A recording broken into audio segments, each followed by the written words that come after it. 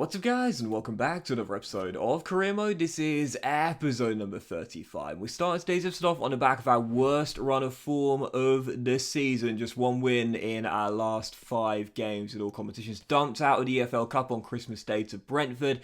And our last game, of course, the shock cup set away at Carrow Road. The championship side, Norwich City, in the FA Cup third round where Dubravka dropped a clanger. He ain't going to play for us again. So, first game of today's episode, absolutely massive one. 1 win in 5, dumped out of both domestic cups, and now Swansea away in South Wales. Rock bottom of the Premier League. I was thinking, right, we're dropping out of the top 4, lose this game, we'll be out of it. These guys are bottom of the league, failed to win this, we're in deep, deep trouble. Sometimes you just need a hero, don't you? Rodri Brown scores the opening goal of the game early to fire us into a 1-goal lead 8 minutes in. Second of the season for our number 3, and we have the lead. Eventually, I'm going to phase him further up the pitch, but at the moment, he just doesn't have the finishing touch to really operate in this team as an inside forward. That's where I plan to play him in the future. Do a full Gareth Bale, you know, from left back to, well, either play him on the right-hand side or through the middle.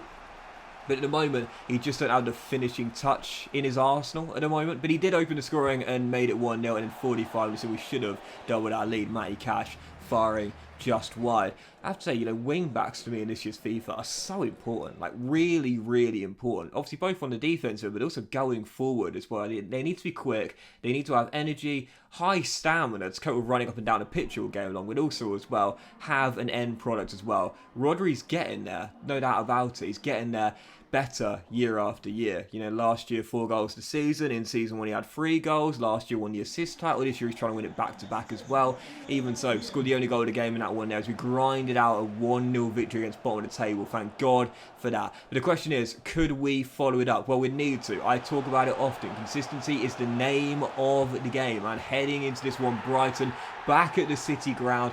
Lord knows we needed to win. No wins at the City ground so far in January. Taking on the Zerbi side, the best possible start. Ivan Toney, speaking of heroes, 20th of the year, going for his first golden boot of the save, makes it 1-0, and then 26 minutes in. Oh, you love to see it. You know, I'm a sucker for a nice assist.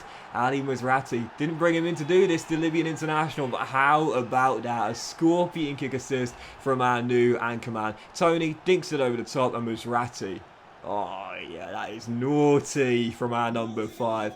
Love a nice assist. Sucker for one. That's probably the best of the save so far. And Mazrati in the first half as well was really running the show from the middle of the park. Great tackle there to set the play up. Tony rolls through Brennan Johnson. Tries to dink it to him. In the end it doesn't come off, but Van der Beek says, don't worry about it, Brennan. I'll take it from here. Dinks it in over the goalkeeper against his former club. We signed Van der Beek from Brighton, don't forget, in the summer. And he makes it 3-0. He says it's about time I got a first Premier League goal. And it comes right there. 3-0. Nottingham Forest became 4, 66 minutes in. Marcus Tavernier in from Bournemouth makes it 4.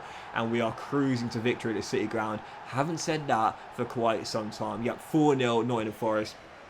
Absolutely dominating, and I needed this as well. You know, sometimes you just need a big win to get you back on track. Yeah, it's nice to stop the rot by grinding out a 1-goal victory, don't get me wrong, but sometimes you just need to put the sword to someone to get your confidence back, get the testosterone flowing, as I used to say, and get yourself feeling good about yourself and your teammates once again. Massive game here. Donny van der Beek with a brace, scoring late on in the game. Nottingham Forest 5, Brighton 0. Lord knows we needed that. Yep, really, really poor run of form. But now finally back on track with back-to-back clean sheets and back-to-back wins as well. Mazrati in this game was like, oh my God, seriously. I mean, honestly, basically inch perfect.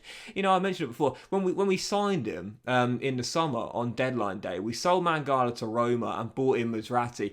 I know I've said it a few times now, but this is why, as Fred is coming back from injury, we've got the best out of our little Brazilian Fred. This is why we've got the best out of him, because Mazrati or Minetti, whoever we play as our anchor man, allows Fred to go forward. And I love it when we play 4-2-3-1, and you know it means that we've ultimately got 5 players, you know, on the offensive end, and that's why we're able to score so many goals in those sort of games, because you know, Fred, Van der Beek, whoever it is in that CM slot knows that either Maserati or Minetti is just going to sit there. Like, he's just going to sit deep. And okay, I know Ali got a scorpion kick assist for one of those goals there for Brennan Johnson in that game. But even so, Maserati has been so important this season, man. Seriously, for allowing us to get more freedom when going up the pitch. Anyway, deadline day comes. We had 9 million in the budget and I did absolutely nothing. Yeah, I wanted to loan out a couple of my youngsters. In the end, the loan offers weren't exactly realistic. Now, there was a big bid for Joe Worrell from Newcastle United, but I turned it down.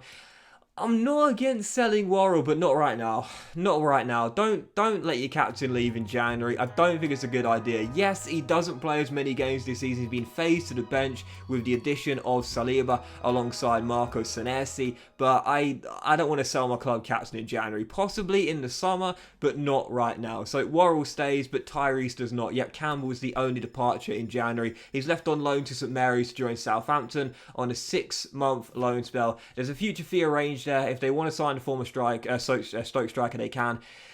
He just hasn't really developed.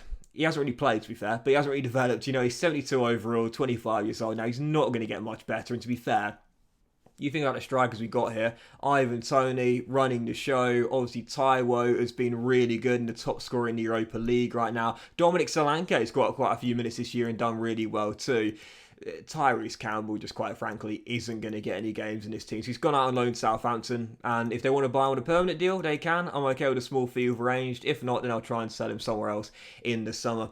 So the January window comes to a close. We did absolutely nothing, basically, and with 15 games to go, back-to-back wins now puts us back in the top 4 with a point separation. We're 4 points clear of Liverpool in 5th, but again, it's so tight right now. I am taking absolutely nothing for granted, and I know we've got to keep our consistency at a high level. We have to keep on winning, because if we allow Liverpool, if we allow Spurs, those teams below us to start gaining momentum, I think, as we know, with form being so OP in Carimo, we won't get back in the top 4. Like, I'm not going to say we have to stay in the top 4 between now and the end of the season for the rest of the 15 game weeks. Maybe we can drop out of it and jump back in. But more than one occasion, I can't see that happening. We have to stay consistent. We have to pick up results against the big teams. We didn't do that in the first half of the season. We only won once out of our fixtures against the traditional top 6. Who was that against? Chelsea at the City Ground. Who's our first fixture in February? Chelsea at Stamford Bridge. And this season, I have just not played well against the big 6. I've said this is the year where we beat them consistently. In the end, we've lost to them consistently. We beat Chelsea at the City Ground, but half an hour into a massive game here. Back-to-back clean sheets, back-to-back wins, and at half-time, we're down by a goal. Raheem Sterling makes it 1-0. The Blues take the lead, and I really struggled to create in this game as well. I only had the one proper chance. Donny van der Beek sent through 1-0 with Mendy. Scored his first 2 goals in the league for us this season against Brighton, but couldn't get the goal there to put us back on level terms. Still trailing by a goal, and to be honest here, Chelsea should have won this by more. Good save by Henderson late on, but to be honest here, wouldn't have mattered how he saved it or not. Chelsea comfortable winners in the end by a goal. Only the one chance, failed to take it. Chelsea get the win. 1-0 at the final score. I didn't get the ball enough in this game. See the possession stat here. Dominated possession. I didn't really create anything with a little of the ball I saw as well. So yeah, 1-0 loss to Chelsea, and after back-to-back wins, man, oh man, this was a massive one. Everton away at Goodison Park. Our position in the top 4 is hanging by a thread, and I thought, I've got to win this game against Frank Lampard's side at the City Ground. Could not afford another loss here. Heading into the game, needed to get back to winning ways here.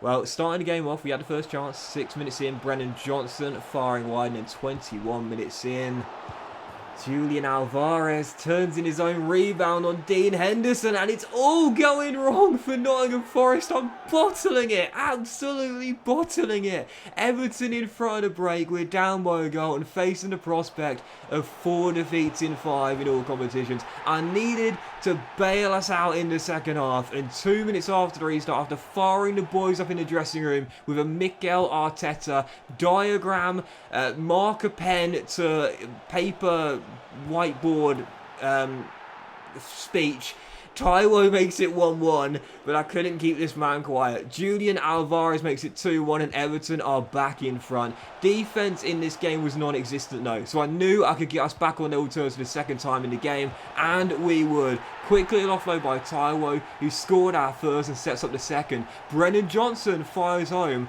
but I thought a draw isn't going to do it. We need to find a winner. 8 minutes to go, still tied at 2-2. Marshall wins the ball back with a strong tackle and finds Tavernier. And as Marcus finds Ivan Toney, he rolls it across to Brennan Johnson!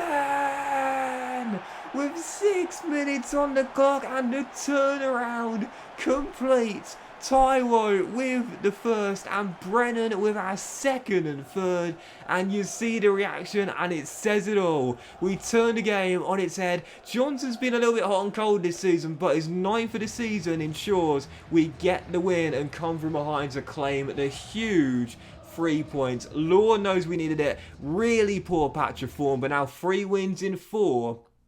Starting to get back on track a little bit here, but as we know, it is so tight in the race for a top 4 place. 13 games to go in the season. Can we hang on to a Champions League spot? Well, if we're going to do it, we cannot afford many more slip-ups. We've got to stay consistent. But that will end today's episode of Career Mode, guys. Big thank you for watching. If you have enjoyed it, if you have, then please do drop a like. Much love to you all. Have a fantastic day. And I will see you for the next episode of Career Mode. The pressure is hotting up very soon.